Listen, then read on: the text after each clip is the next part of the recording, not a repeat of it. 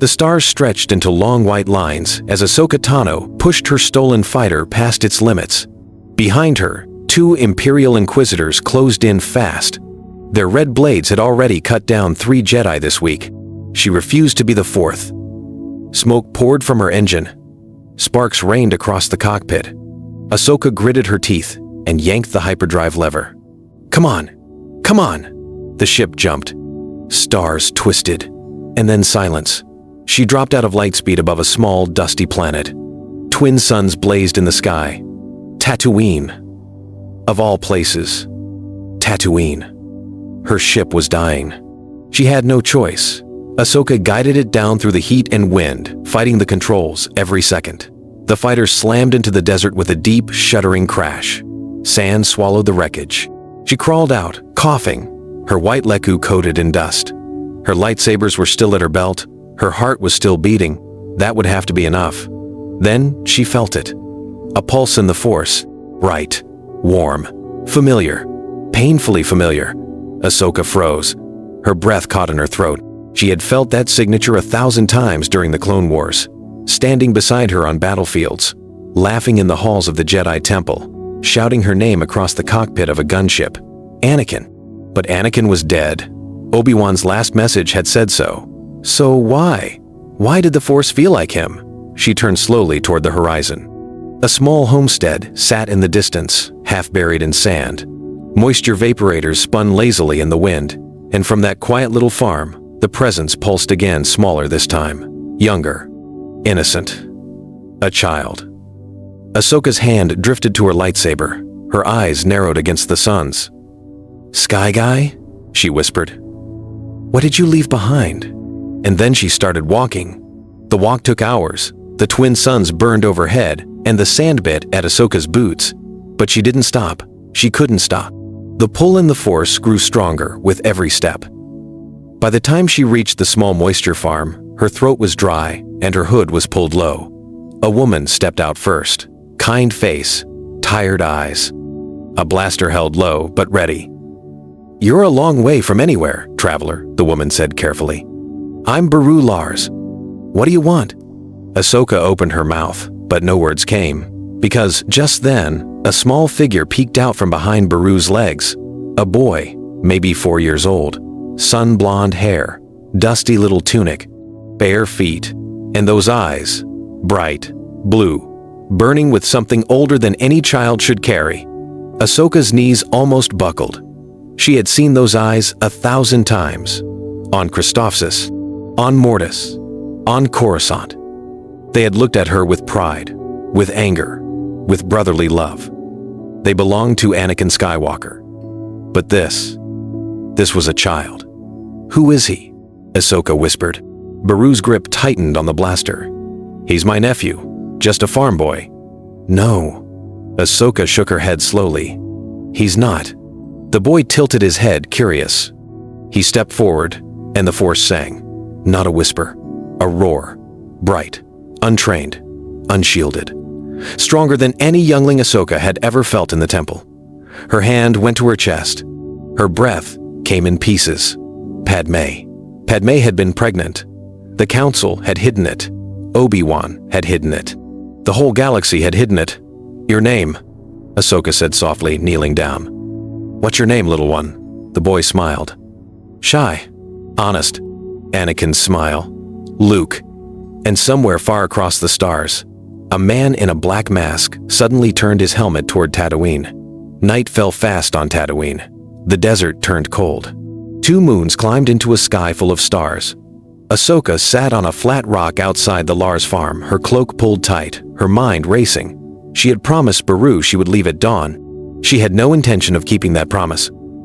A soft crunch of sand made her hand drift to her saber. "You won't need that, Ahsoka." The voice was older, tired, but she knew it the moment she heard it. Obi-Wan Kenobi stepped out of the dark, hood low, beard streaked with gray. He looked like a ghost of the man she remembered. "Master Kenobi?" she breathed. "You're alive. Barely." He gave a sad smile. "And you shouldn't be here." "Neither should he." Ahsoka stood. Her voice shook with something close to anger. "You hid him. You hid Anakin's son from the galaxy. From me. I hid him to save him." Obi-Wan's voice sharpened. "The Emperor is hunting every Force-sensitive child alive. Vader leads that hunt himself. Vader," she spit the name. "Some Sith butcher in a mask. Let him come." Obi-Wan stepped closer. The two suns had long set, but his eyes still burned. "Ahsoka, Vader is Anakin." The wind died. Ahsoka's lips parted. Her chest felt hollow. For a long moment she said nothing at all. "No," she finally whispered. "No, that's not. It's true." Obi-Wan's voice cracked. "He fell. He slaughtered the younglings. He nearly killed Padme. The man we knew is gone. And if he ever learns Luke exists, then Luke needs to be ready." Ahsoka's voice turned to steel. "I won't let him grow up blind like Anakin did. I won't let the Sith take another Skywalker." "Ahsoka, please." "I'm taking him, Obi-Wan." She turned toward the farmhouse, and in the dark behind her, Obi-Wan reached for his lightsaber. The fight with Obi-Wan never came. In the end, the old master lowered his blade. His shoulders sagged. He looked at Ahsoka for a long moment and stepped aside. "May the Force be with you," he whispered. "Both of you." By sunrise, Ahsoka was gone. Luke sat beside her in the cockpit of a stolen freighter, eyes wide as the stars stretched into white lines. "Where are we going?" he asked softly. "Somewhere safe," Ahsoka said. "Somewhere they can't find you." For 3 years they ran. They hid on forest moons. They slept in smuggler ports. They never stayed anywhere for more than a few weeks. Ahsoka grew a quiet network of allies, old clones who had broken their chips, rebel cells whispering in the dark, friends who asked no questions. And on the ship, between every jump, she trained him. She showed Luke how to listen to the Force, how to feel it move through every living thing, how to breathe when fear came knocking. "A Jedi doesn't fight to win," she told him one night, lighting a small green training saber. "A Jedi fights to protect." Luke nodded, gripping the hilt with both small hands. "Like you. Protect me." Ahsoka froze. The words hit harder than she expected. She thought of Anakin teaching her the same lessons years ago, in a Republic gunship.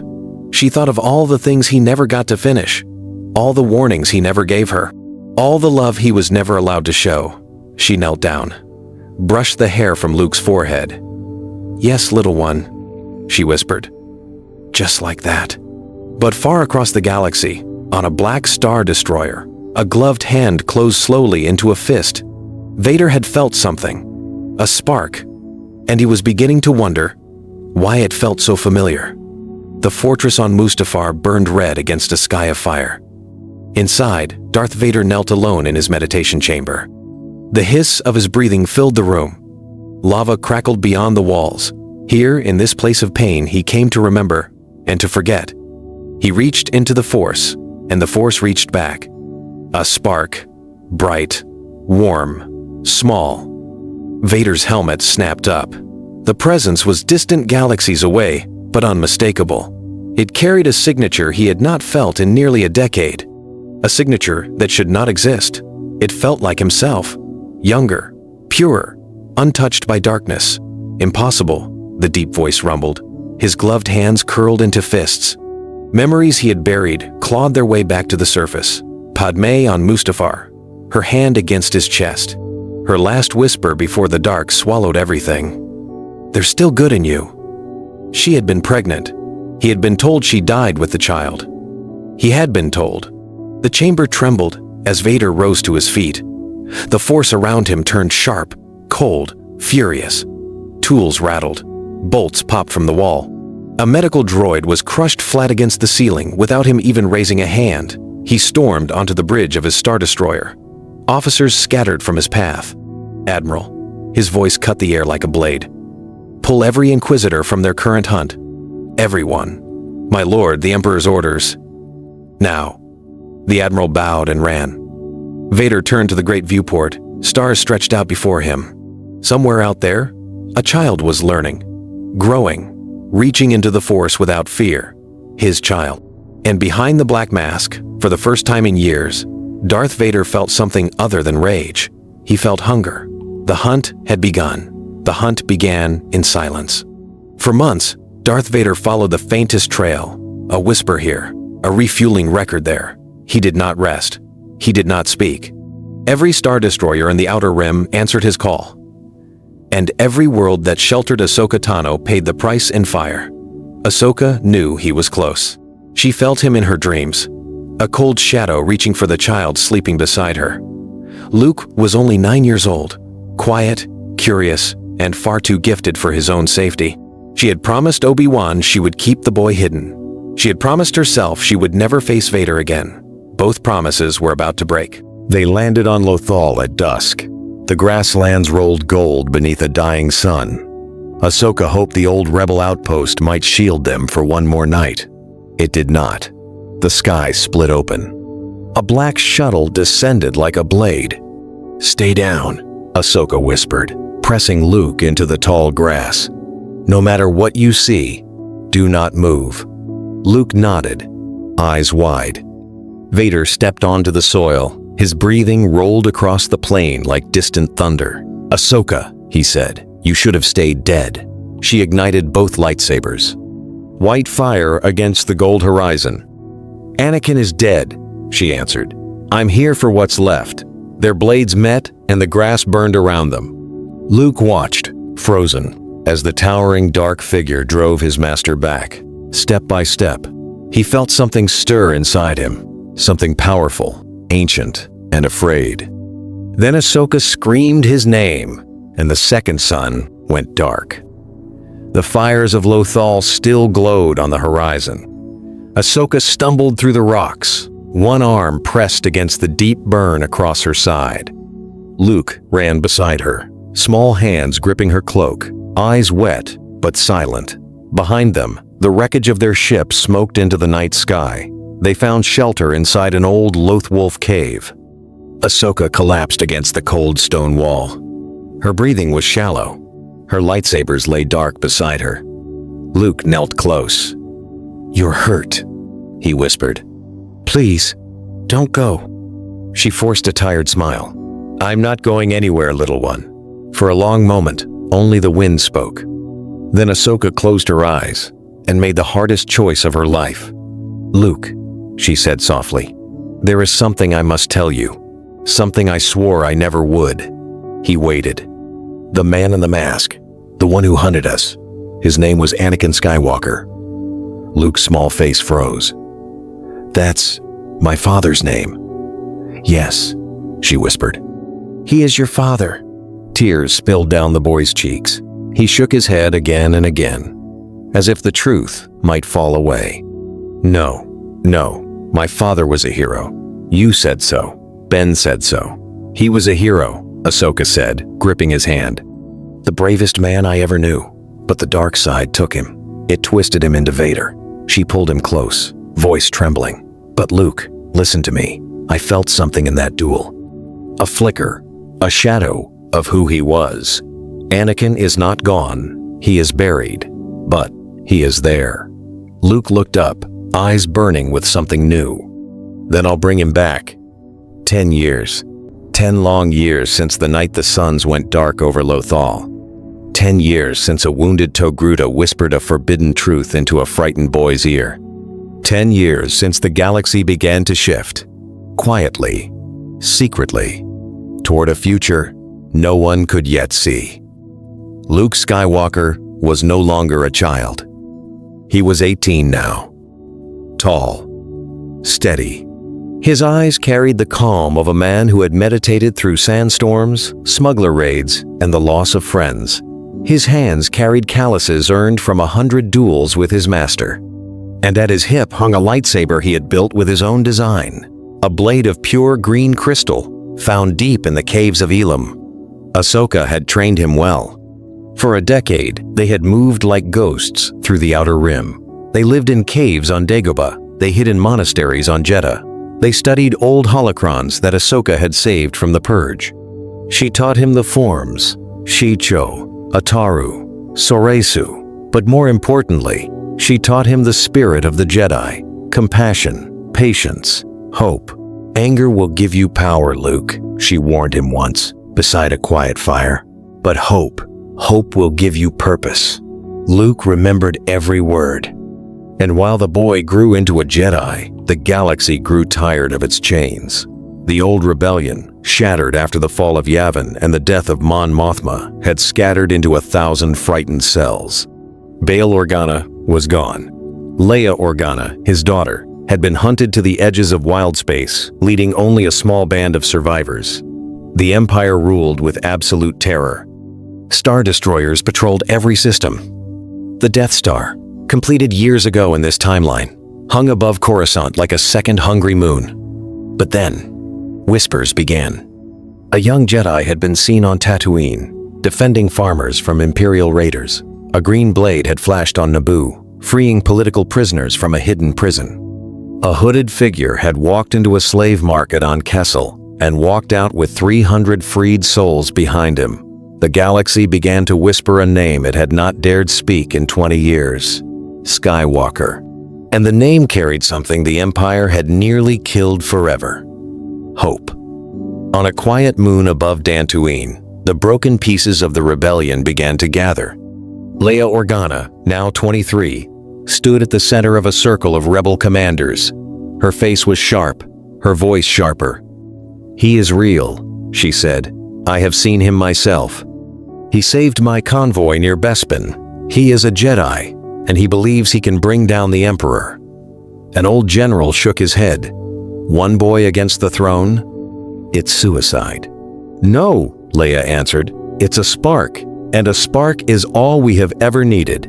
She did not yet know the boy was her brother.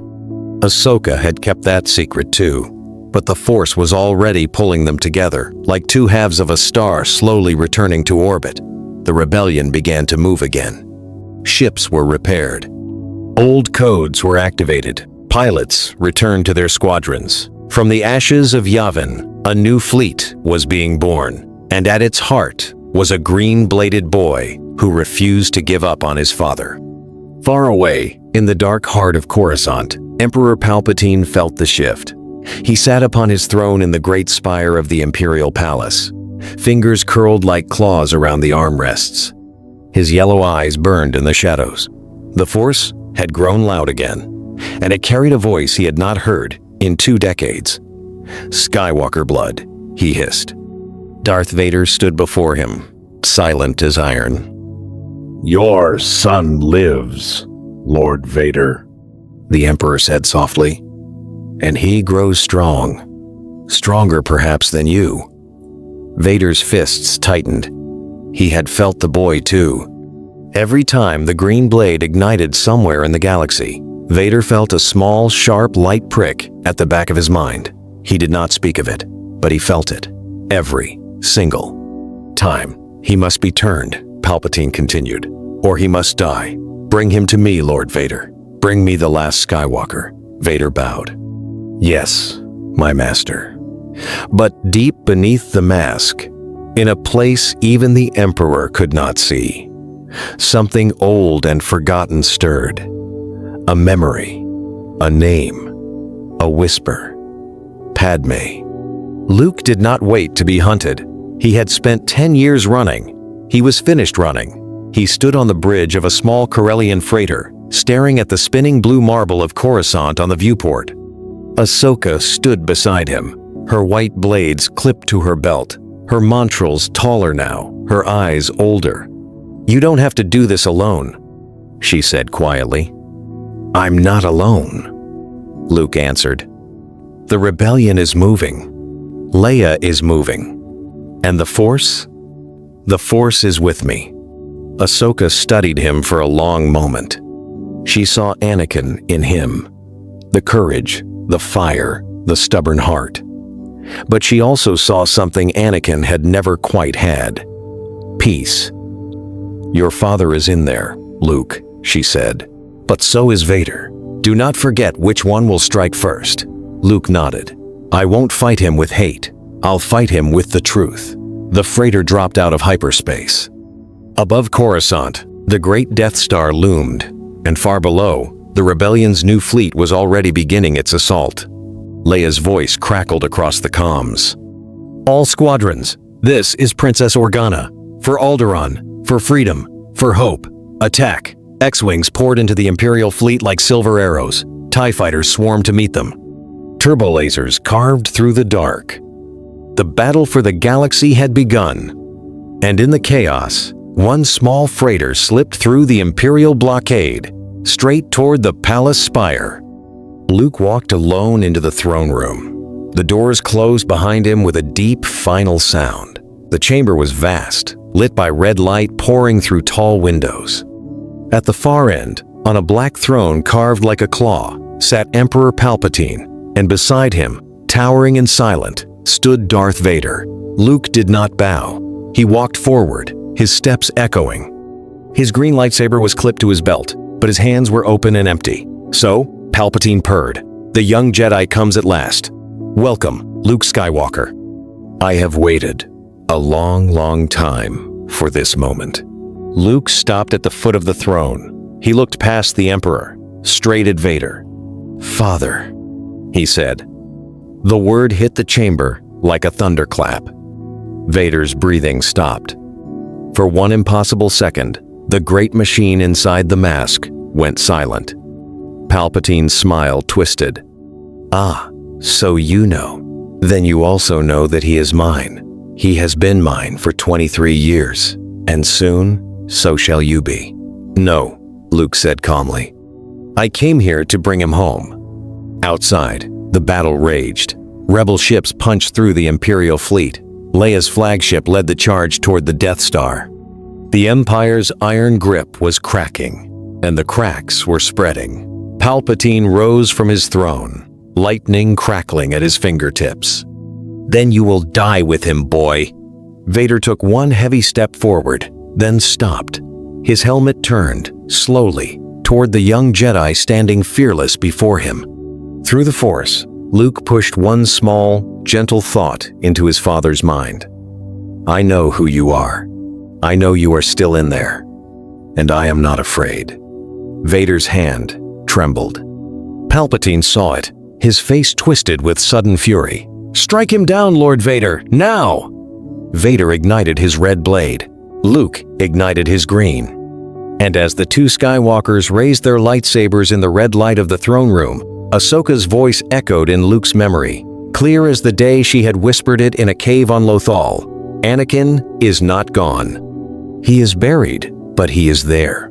The blades crashed together, but this time, the boy was not hiding in the grass. This time, the boy fought back. Far above, the rebellion's fleet broke through the Imperial line. Leia's voice cried out across every channel. The Death Star is in range. All bombers, fire! Torpedoes streaked toward the great metal moon. Imperial officers shouted. Alarms screamed. And inside the throne room, lightning began to crackle from Palpatine's hands, aimed straight at the boy who dared to call Darth Vader father. Luke screamed as the lightning struck. Vader watched.